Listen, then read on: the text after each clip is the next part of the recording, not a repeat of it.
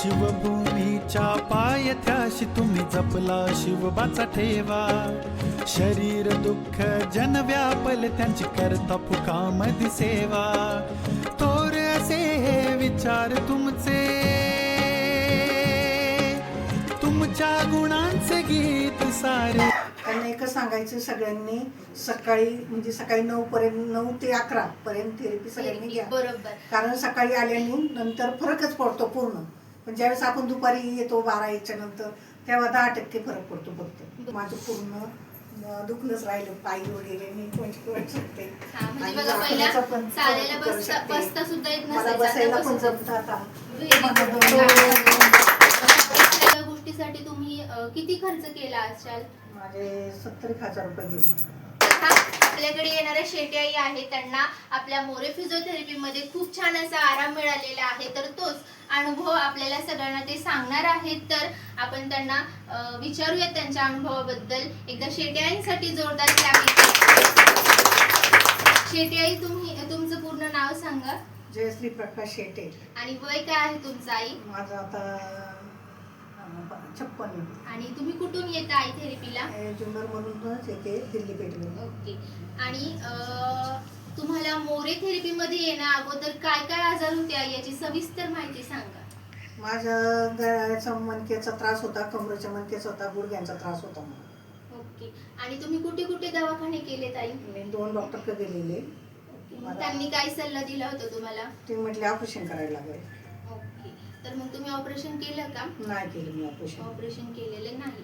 तर मला सांगा आई, या सगळ्या गोष्टीसाठी तुम्ही किती खर्च केला असाल? माझे 70,000 रुपये गेले.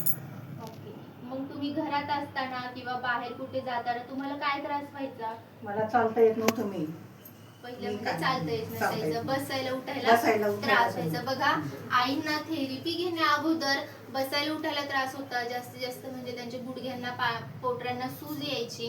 कमरेमध्ये सुद्धा 2 मणक्यांमध्ये काय होतं, गॅप होता. आणि म्हणजे एवढा सगळा त्रास असेल. आणि घरामध्ये सुद्धा कामं करायची, बरोबर की नाही? शेतकरी आहे आणि शेतामध्ये सुद्धा कामं करायची, त्याच्यामुळे त्यांना त्रास व्हायचा.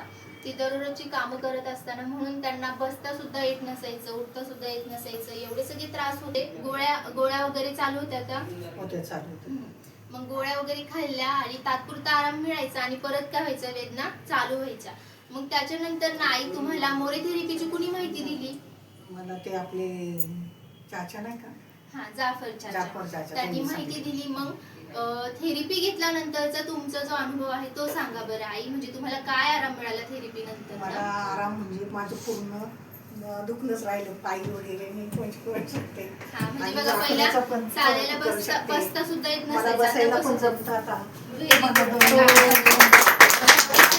सुद्धा जमतंय, बरोबर की नाही? आणि वाकायला सुद्धा जमतंय. आता त्यांना मणक्यामध्ये एवढा गॅप होता, परत हातापायला मुंग्या येणे ह्यासारखे सुद्धा त्रास व्हायचे. मग थेरपी घेतल्यानंतर ना त्यांना अक्षरशः आता तुम्ही पाहिलं की त्या एकदम उठतायत, बसतायत, चालतायत आणि दररोज थेरपीला येत आहेत. त्याच्यामुळे काय झालं, त्यांना एवढा छान असा आराम मिळाला. आई, तुम्हाला कोणत्या थेरपीने आराम मिळाला?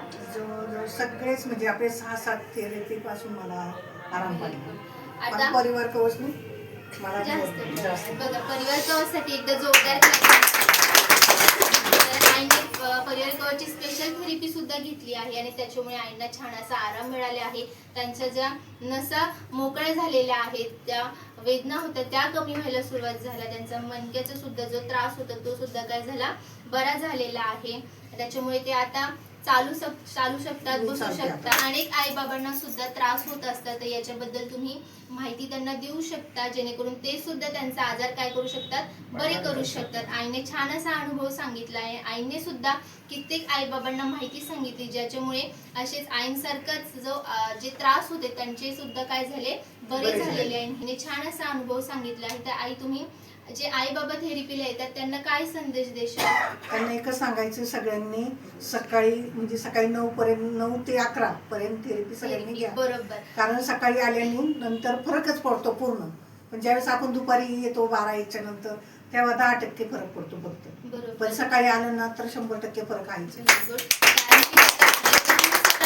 थेरपी घेणार आहे तेवढा तुम्हाला जास्त आराम मिळणार आहे. जसं आपण व्यायाम करायचं ठरलं तर आपण सकाळी करतो बरोबर की नाही, दुपारच्या टाइमला करतो का नाही. मग त्याच्यामुळे जेवढा फरक तुम्हाला सकाळच्या थेरपीने मिळणार आहे तेवढा दुपारच्या ह्याने मिळणार नाही. म्हणून जर तुम्हाला 100% रिझल्ट पाहिजे असेल तर तुम्ही सकाळी लवकर थेरपी घेणं गरजेचं आहे. एवढा छान असा अनुभव आईने सांगितला आहे. आईंसाठी आणि तुम्हा सगळ्यांसाठी एकदा जोरदार चिंता कशाला, जीवन साथी आहे मोर थेरपी, जीवन साथी आहे मोर थेरपी, मोर थेरपी, मोर थेरपी.